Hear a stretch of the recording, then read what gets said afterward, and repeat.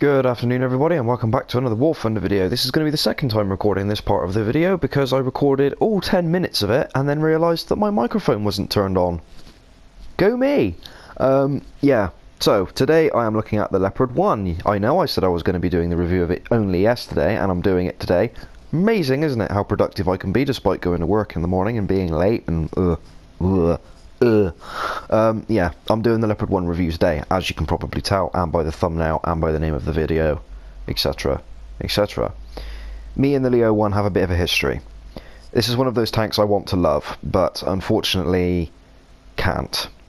It's not my fault, it's not the tank's fault necessarily, it's more or less my fault, but we'll get into that in the gameplay. For now though, let's take a look at the stat sheet.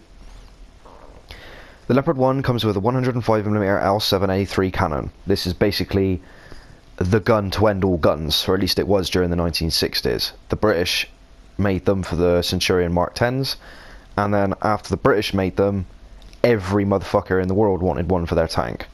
The Americans had them, the West Germans had them, loads of other nations besides, and the Leopard 1 is still in service in some countries today.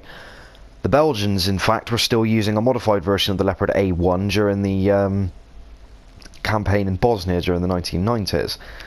But that's another matter entirely. The tank comes with 76mm smoke grenade launchers. You will definitely need these. They are a tier 1 upgrade, so research them as part of your... Don't skip them and come back to them. Research them, because believe me, you will need them. The tank also gets two MG3A1s, which is a 7.62mm, basically slightly lower caliber MG42 produced post-war for the Bundeswehr, West German Army. The tank has a turret rotation speed of 18.4 degrees per second, which sounds quite fast, but in comparison to the things at tier 6 it's not, but it will do to be getting on with.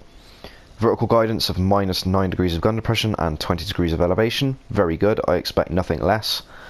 And a reload rate of 7.8 seconds. To put this into perspective, this is only 0.7 of a second slower than the reload rate on the T64B, which has an autoloader, so that's fantastic. The armour we'll get into in a minute. The tank weighs 40 tons and has a 734 horsepower engine when it's revving at 2200 RPM, a max speed of 65 kilometers an hour, which you will reach if you drive it down an almost vertical decline on a smooth surface. Otherwise you will not see 65 kilometers an hour, or at least I never have. 30 kilometers an hour on rough-ish terrain like grass, fields, through the middle of a forest, etc. Maybe 40, 50 on smooth terrain if you're lucky, but 65 is definitely a downhill job, I'm afraid. So let's take a look at the modifications. This is where I start having issues with this tank. As I said, smoke grenade launcher you will definitely need. As you can tell, I haven't played this thing much because I'm not very good playing it. Quite simply, I do well with tanks that have a decent amount of armour, decent mobility and a decent gun. Not a tank that has brilliant mobility, in theory, a lackluster gun due to the round, but we'll get onto that in a minute, and no armour to speak of whatsoever. It might as well be an armoured car. During the 1960s, everybody decided that they were going to go through mobility and firepower over protection, which is, as you know, two parts of the three-piece armoured vehicle triangle. Mobility, protection, firepower. A great tank has a mixture of all three of these things. The Leopard 1, in real life, was a fantastic tank regardless, but unfortunately, I mean the Leopard 1's iconic, you know, it truly is iconic, more so than even the T55 and the T54, but in game, this shell, this kills the tank for me, and you will see why in the video. But yeah, this is armor piercing discarding sabot, no high explosive content. The penetration is not bad, 302mm of penetration at 100, 252 at 2000 on a flat angle, 122mm at 100 and 102mm at 2000 at a 60 degree angle. This is not terrible. However, the post-pen effects are horrific. If you don't pen something from the front, you pen it from the side, which of course you are going to penetrate. You over-penetrate to such a degree that your shell just passes straight through the tank and does nothing. You have to aim for the components that you want to take out. It doesn't fragment like most shells do. It's literally like firing a dart through the side of a tank. So, if you confront a T-54 from the front using this shell, assuming you can penetrate him from the front, which you may have difficulty doing if I'm being entirely honest, you're better off trying to breach him, get around the side of him and just pummeling him to death, right? Assuming that there's nobody else there to catch you off guard. The Hesh round is, well, it's Hesh. Don't be expecting miracles from this. It may perform better than the Sabo, I'm not sure, I haven't tried it yet. The Heat round is, I should say, a fantastic shell. Heat is a little bit like bombers. It goes up 1 minute and down the other, as far as the meta goes. At top tier, everyone's using fin stabilized Sabo, so meta is fin stabilized Sabo, not Heat FS at the moment. At lower tiers, however, at 7.7, the Leopard certainly has the upper hand with its Sabo round, with its Heat round. Definitely get this shell as quickly as you can. Unfortunately, it's a tier 4 upgrade, so anyway, armor. Now, let's have a look at the armor, or lack thereof, because there's basically none of it. You get 70 at the front and 50 at the lower plate, which is decent. This is enough to protect you from 50 caliber, small arms fire, and the decent or reasonable amount of SPAA fire. 120mm there on the gun mantlet, 65, 45, side of the turret's 45 there, 40 there. This side for some reason is slightly different, I don't know why, that's giving me OCD issues. 43 there and 40 at the top. The side, 40 there on the turret, 37 there, 45 there, 35 there, 30 there. Rear of the tank, 25. Engine deck is only 15mm thick, so even 50 calibers with ground belts will penetrate the top of the engine deck on this tank. 20 there. 33 there, 25 there, 33 there. The interior is basically the reverse of the Soviet tanks, so instead of having the ammo rack on the left, you now have it on the right. If you fire through the left hand side of the tank from the front, you will take out the driver, the gunner and the commander and knock the tank out immediately. Of course, you could just aim for the ammo rack, which would probably be my choice, especially if you're firing from the side. If you're firing from the front, dealer's choice really, just aim and click. So long as you hit the hole, you're going to take the tank out. Almost guaranteed. Ammo racks below the turret ring here, ammo rack, small ammo rack in the side of the turret, engine transmission is all in the rear, and the breach is pretty big, but not really big enough to... If you were to shoot from about here, straight through, you take out the loader and possibly the commander. The breach may not block the fragmentation, I'm not sure, but anyway, that's about it. So let's get into the nitty-gritty in the game, shall we? So for the gameplay today, we are on the Eastern Europe map.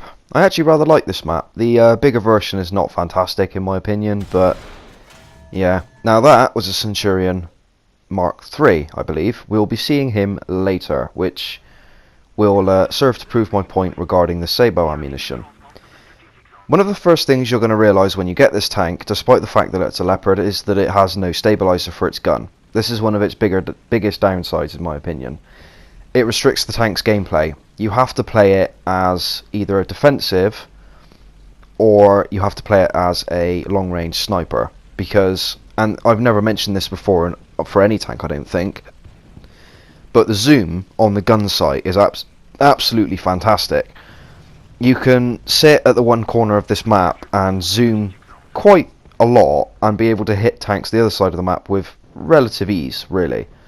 Of course, I won't be doing any of that in this game, but it's definitely worth mentioning.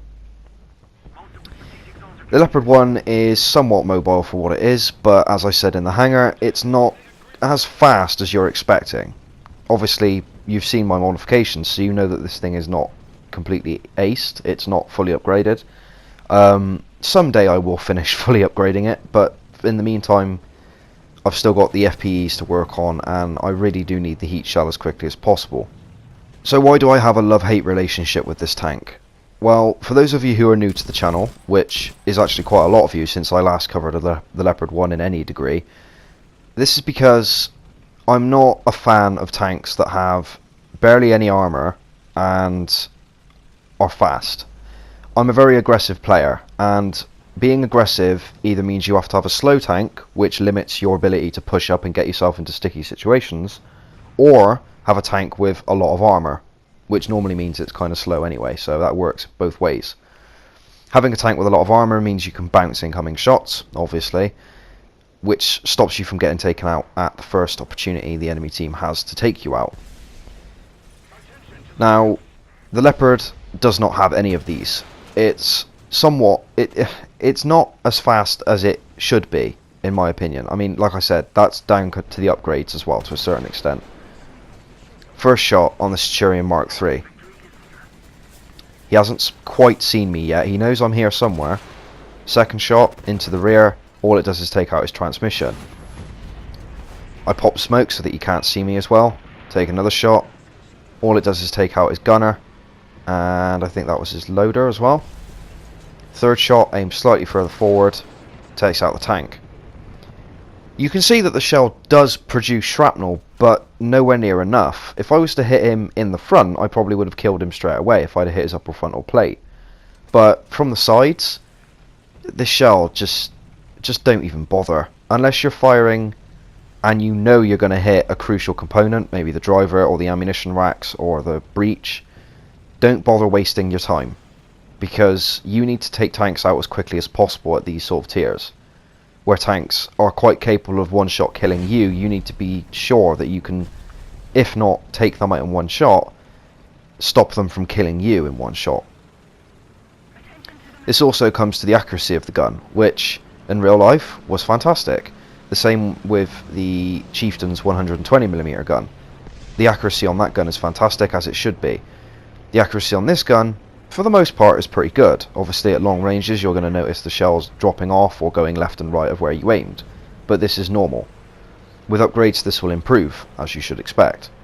So how do I play the tank and how should you play the tank? Well, as I said earlier, my bad opinion of the Leopards comes purely from my own way of playing them. I'm too aggressive for my own good and it gets me caught in the deep end, basically. The difference is that I'm aware of how you should drive them. It's just whether I'm able to apply that in a match or not is another matter entirely. When you're up against the wall and you're under pressure, people do things, and this applies for all areas of life, not just gaming and War Thunder, but we do things as like what I would refer to as a knee-jerk reaction. You jump, react, usually too fast. In the Leopard, you have to resist the urge to use your speed.